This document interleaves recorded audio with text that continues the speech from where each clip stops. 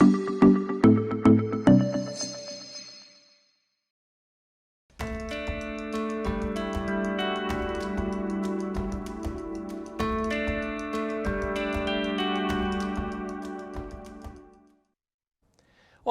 ele já trabalhou na revista Exame e nos jornais do Estado de São Paulo e é o País. Repórter do jornal Valor Econômico, está em Brasília desde 2016, onde cobre os bastidores da política brasileira.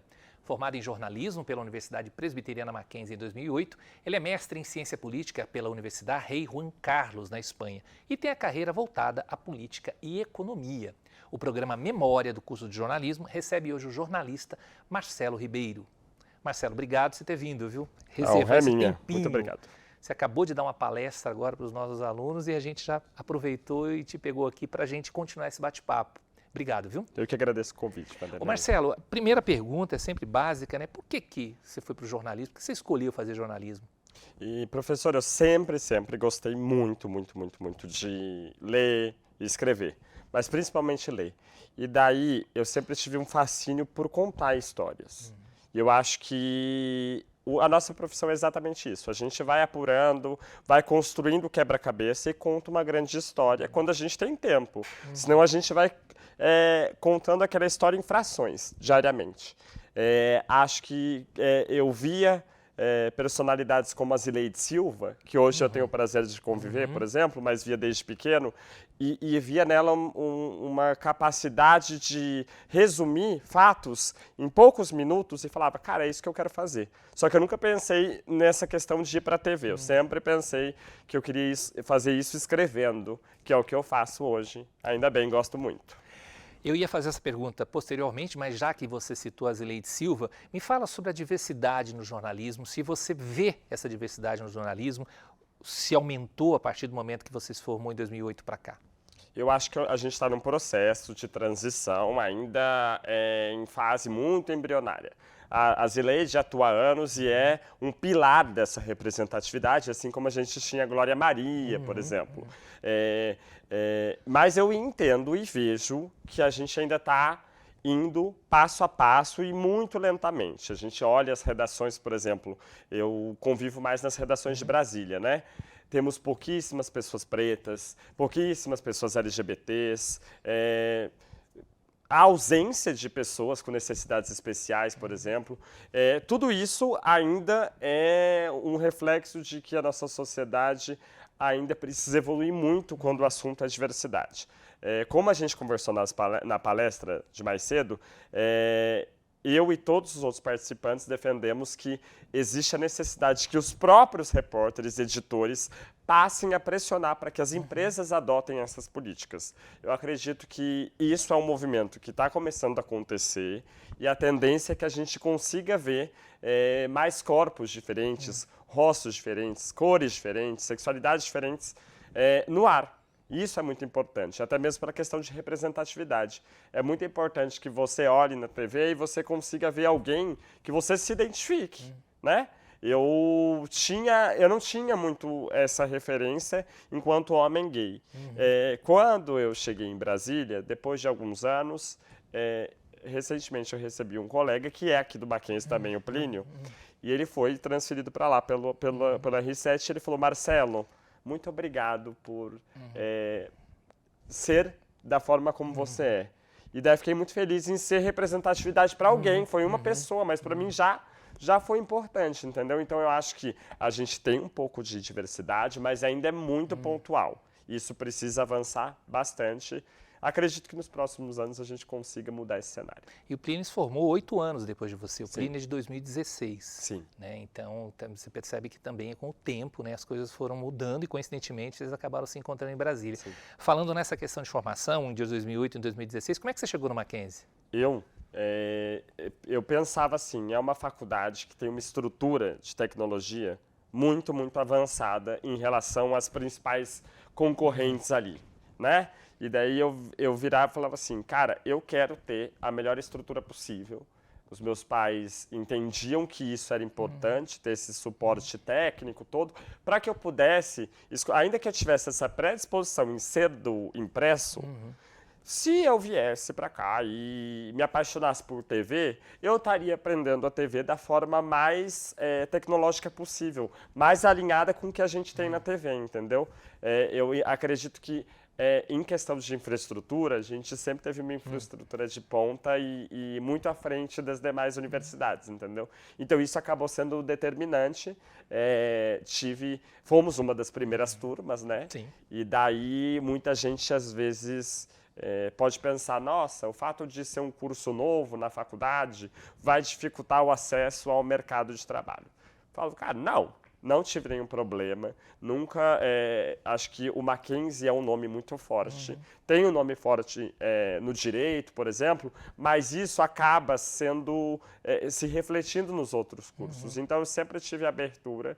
Nunca tive nenhum problema, nunca vi ninguém me olhando torto porque eu fiz Mackenzie, entendeu? Muito pelo contrário. E eu acredito que isso, junto à minha disciplina para ser um bom profissional, são coisas complementares que só me ajudaram. Então, eu sou bem orgulhoso, né, de ter feito jornalismo aqui. Ô Marcelo, o que você aproveitou na faculdade nesse período de 4 anos, tanto em termos de sala de aula, mas também atividades extracurriculares, e o que você levou para a sua carreira? Eu acho que quase todas as questões de, por exemplo, no jornalismo político, que você foi um dos meus professores, eu acho que a gente teve bastante suporte no sentido de foram nos repassadas as técnicas para fazer uma boa reportagem, uma boa entrevista. Entrevistar um político não é como entrevistar qualquer pessoa. Você precisa ter técnicas do sentido de você precisa estabelecer uma relação de confiança, você precisa se aprofundar naquela relação. Na primeira entrevista, não é que a entrevista vai ser ruim, ela talvez seja um pouco mais rasa. A partir do momento que você começa a avançar naquela relação, você consegue arrancar informações melhores. Eu acho que isso, na aula de jornalismo político, vocês conseguiram passar aos alunos essa técnica de como ir entrevistando e ganhando a confiança, entendeu? Entendo que as aulas para comunicação corporativa também, eu lembro muito dessas questões que, por exemplo, ainda que eu esteja em redação, eu tenho muito contato eu tenho contato diariamente com assessores, entendeu? Então, é importante que você entenda como funciona a dinâmica de trabalho daquela pessoa para que você consiga tirar dela o melhor possível, para que ela contribua ao máximo para o meu trabalho. Tipo, isso é preciso, aliás, existir. Eu acho que a gente consegue... Na faculdade, a gente teve isso. A gente teve a importância de cada uma das áreas de atuação. Nenhuma área de atuação era tratada tipo, de forma marginalizada, entendeu? Isso, infelizmente, às vezes não se reflete quando a gente está em campo, sabe? É muito importante que o repórter entenda a importância do assessor, que o assessor entenda a importância do repórter. E como a gente já teve esse suporte na faculdade, acho que eu tive mais facilidade de lidar com essa questão, entendeu? A visão que eu me lembro de você, eu sempre tinha assim, o Marcelo é mais para arte. Eu sempre tinha uma visão de que você era mais cultura e arte. E quando eu te vi em Brasília, né, eu fiquei imaginando, quer dizer, como é que é cobrir política num ambiente que a gente, até hoje, né, a gente tem como um ambiente absolutamente masculinizado, um ambiente machista. Como é que é cobrir política? Como é que você enfrentou isso sendo um homem gay? Como é que foi esse embate? Eu sempre ficava imaginando, como é que é entrevistar o pessoal da extrema-direita, por exemplo? Vanderlei, eu adoro responder essa pergunta exatamente porque é uma grande surpresa normalmente, né? Eu tenho todo esse viés artístico e tal, sou uma pessoa que lido muito... Todo mundo fala, você é muito carismático, você é muito extrovertido, expansivo. E eu trabalho com uma pessoa no meu jornal, no Valor, que é uma pessoa que é completamente contrário de mim. Extremamente técnico, sóbrio. E então, o complemento é perfeito. Eu, quando cheguei, muita gente falava para mim, não vai funcionar dessa forma. Você precisa se conter. Só que quando você ouve isso, e eu não ouvi isso de político, eu ouvi isso de profissionais do jornalismo. E daí eu falei, eu não consigo. Não é que eu não queira. Se eu conseguisse, talvez eu tivesse tentado. Mas eu tentei assim 15 minutos. Daí eu já estava sendo eu de novo. Daí eu falei, cara, não vai funcionar. não vai funcionar e tal. E daí eu percebi que você consegue... O fato de eu ser de verdade, ser uma pessoa muito real, tipo, as fontes, elas de fato me conhecem. Isso faz com que só facilite meu trabalho na hora deles se conectarem comigo. O cara fica muito mais à vontade para falar coisa que ele não deve, porque ele sente confiança, ele pensa, se essa pessoa está sendo totalmente aberta e transparente comigo, por que eu não vou ser? Então isso só jogou a meu favor, sabe? É um ambiente muito tóxico, muito machista. Eu, por exemplo, ao final da legislatura passada do Congresso, eu e o Rafael, que é minha dupla, eu conversava com 70%, 80% da bancada bolsonarista melhor do que ele. Um homem hétero, toda a cara de conservador, todo o pacote completo. Mas o que acontece? Eu sou uma pessoa... E isso ajuda também. Eu sou muito aguerrido. Eu não canso. Tipo assim, a fonte pode desligar na minha cara 100 vezes. Vai ter a ligação 101, entendeu? Então, eu acho que é uma característica que me beneficia, no sentido de que eu me destaco muito em relação aos demais. Normalmente as pessoas lembram muito mais quem eu sou do que a minha dupla. Mas é porque eu sou muito diferente naquele meio ali, que todo mundo é muito parecido. Então, jogo muito mais a meu favor e eu soube jogar dessa maneira, entendeu? Passei por pouquíssimos episódios que foram lamentáveis. E na maioria desses momentos que eu tive em Brasília desde 2016, sempre jogou a meu favor. Eu sempre usei o carisma e o fato de ser um homem gay expansivo a meu favor. Ô Marcelo, você se formou em 2008, são 15 anos já. O que você pode dizer assim do jornal? Claro, muda muito o jornalismo, tem a questão tecnológica. Você se surpreende com as mudanças que ocorreram nesse período? Eu acho que sim. Acho que a gente, por exemplo, eu fiz a faculdade de jornalismo para aquele momento. Eu imagino que se eu entrar numa sala de aula hoje, vai ser outro tipo de conteúdo. Eu tenho certeza que tudo foi atualizado. Porque o que acontece? É uma coisa que a gente também falou mais cedo, quando a gente estava na palestra. A linguagem, ela mudou. E assim, as redes sociais, elas dominaram e passaram a ocupar um espaço que antes os veículos tinham, que os veículos prevaleciam. As pessoas tinham acesso à informação basicamente por ali. A rede social, ela consegue resumir e com uma linguagem muito mais fácil, entendeu? Eu queria muito, e estou nesse processo de me atualizar. Ainda que eu seja uma pessoa super descolada, eu sou uma pessoa muito técnica. Eu uso rede social normalmente para vender minhas matérias e de um jeito mais provocativo. Tem até um conteúdo engraçadinho, mas é muito técnico. E isso reflete também o veículo que eu trabalho. Então eu acho que o jornalismo está avançando.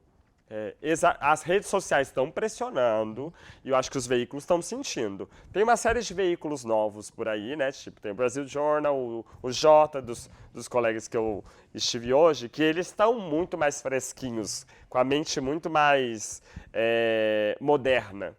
E eu espero que os jornalões entrem nessa onda também. Eu viro e mexo, sempre falo lá no Valor, vamos trazer gente jovem para ler e tal. O fato de você ter o respaldo de um público do mercado não significa que você não precisa ter mais. E daí eu acho que é uma tendência. Acho que o jornalismo como um todo vai nessa direção. Infelizmente, os jornalões são os últimos que estão fazendo esse movimento. Mas eu acredito que vão acabar fazendo porque vão ser obrigados. Então, mudou muito e vai mudar mais ainda. Você falou das redes sociais, a gente está passando por um momento agora de uma cobrança das redes sociais, não só em relação a fake news, mas em relação a essa questão de divulgação de atentado, ou seja, qual a tua visão sobre o papel que elas exercem e o que elas têm de responsabilidade em torno da notícia? É preciso uma responsabilização e assim, isso é urgente, porque a facilidade que se dissemina uma fake news na rede social é absurda, é inaceitável. Eu entendo que é preciso uma série de regulamentações e tudo mais. A gente tem uma série de medidas aí que o Flávio Dino, ministro da Justiça, está querendo adotar. O Orlando Silva tem um projeto que fala só de fake news, que vai estabelecer muito sobre a regulação de redes. Não tem nada a ver com controle, sabe? Às vezes as pessoas falam, meu Deus, eu não vou poder falar isso. Não. A gente precisa só ter uma forma de se precaver para evitar que mentiras sejam disseminadas e as pessoas saiam impunes. A gente tem que usar a rede social. A rede social, ela pode ser uma importante aliada do jornalista, para a gente mostrar que o jornalismo correto, ético, que reproduz a verdade, que é com base em apuração, ele existe. Se a gente souber explorar a rede social da forma como as pessoas que espalham as fake news usam, daí a gente vai estar parelho e vai ficar competitivo. Eu acredito nesse momento. É o que eu estou buscando para a minha carreira. Eu acho que eu vejo muitos colegas buscando exatamente a mesma coisa. Mais presença nas redes, para que você consiga mostrar que o jornalismo feito à moda antiga, mas com toda essa modernidade, ele existe, que a pessoa não precisa achar que só isso aqui que é fake news, que é ter a linguagem fácil, pode ser consumida. A gente tem que se emparelhar para ficar competitivo e superá-los, entendeu? E eu acredito que isso vai acontecer. Numa profissão que não é exigido diploma para o exercício legal da profissão, você acredita ainda na importância da universidade na formação do jornalista? Ah, completamente. Eu acho que eu convivo na capital federal do país. Com todas as redações tem uma representação lá. Não tem um colega que não seja formado em jornalismo. Então, eu acho que é muito importante que as pessoas entendam que o mercado de trabalho, o fato de não ter obrigatoriedade, o fato de não ter a obrigatoriedade não faz com que o empregador vá contratar uma pessoa sem o diploma. Entendeu? Então, eu acho que a partir daí, a gente parte desse princípio, que o diploma ajuda a você conseguir ser contratado. E tem as questões técnicas, enfim, que é o que eu disse. Ali, naquele momento que eu fiz a faculdade, foi importante, era uma realidade. Hoje é outro contexto. Sim. E eu tenho certeza que o conteúdo da faculdade se atualizou para este momento que a gente vive. E eu percebo pelas conversas que eu tive com os alunos, sabe? Que estão começando o curso. Eu vejo que eles estão muito atualizados. Empolgados, né? Empolgados. E eu acho que ninguém estaria empolgado com uma profissão se o curso não fosse bom, entendeu? Então, eu acho que vale a pena, é importante. Essa questão técnica que a gente tem na faculdade, eu não teria condições de trabalhar no veículo. Para mim, o jornal mais técnico do país de circulação nacional é Valor Econômico. Eu não teria condições de trabalhar no Valor se eu não tivesse tido uma formação técnica aqui. Não teria como. E eu acho que... eu não tenho nenhum colega no jornal, nem aqui em São Paulo, nem na sucursal do Rio, nem na sucursal de Brasília, e não tenho colegas nos outros veículos que não tenham passado por uma formação onde quer que seja. É importante. Eu sou muito defensor de que as pessoas estudem e não deixem de estudar, não parem na universidade. Se tiverem oportunidade de fazer pós, mestrado, doutorado. Eu tô flertando com doutorado há anos, mas a minha chefia sempre fala, ai, Marcelo, mas daí tem que ficar longe do noticiário. É um pouco difícil também, né? Por causa da nossa rotina no mercado. Mas, enfim, eu acho que a formação ela é essencial para que a gente esteja pronto para lidar com todo tipo de cobertura. Marcelo, se deixasse, você falaria aqui mais umas 3 horas, mais ou menos, né? Mas muito obrigado, Marcelo, por você ter vindo aqui. Obrigado pela palestra, obrigado por esse bate-papo, porque eu acho que você tem uma empolgação com o jornalismo que é bastante legal, né? Porque quando a gente está em sala de aula, você tenta passar isso para os garotos, né? Olha, vamos lá, com todos os problemas que a profissão traz, né? Vale a pena. Então eu fecho com essa pergunta, vale a pena ser jornalista? Gente, eu sou muito suspeito, é o que eu digo, eu gosto de vir ao Mackenzie, minha casa, dar palestra para os alunos, porque eu imagino que em diversos momentos o aluno, ele flerte com a desistência, porque a gente sabe que todo mundo fala que o jornalismo está acabando, todo mundo fala que o jornalismo não dá dinheiro, e várias outras questões, que é difícil encontrar trabalho. Eu amo o que eu faço. E eu acho que... eu vejo nos alunos esse mesmo amor. A técnica, junto ao amor, elas são determinantes. Sabe, essa paixão, você quer. Eu quero noticiar. Eu chego no trabalho, eu sou um lobo. Eu olho para os meus concorrentes e eu falo assim, ninguém vai dar nada antes de mim. Eu gosto, é um prazer. Você descobrir algo que ninguém sabe, ou que 3 pessoas saibam, principalmente quando é errado, é uma delícia. Você fala, cara, eu vou publicar uma coisa, eu vou destravar um negócio que ia ser um escândalo. 10 anos depois ia ser um escândalo de corrupção e eu vou conseguir impedir. Então, eu sou defensor, digo para todas as pessoas que jornalismo é a melhor profissão possível na minha vida. Mas se você tem alguma disposição e quer fazer jornalismo, basta a vontade, esse compromisso com a verdade, que vai dar certo. Sempre dá. É muito bom, assim, tipo, vontade, vontade, vontade. Obrigado, Marcelo. Eu que agradeço. E muito obrigado também a você que nos acompanhou até aqui. Até o próximo programa.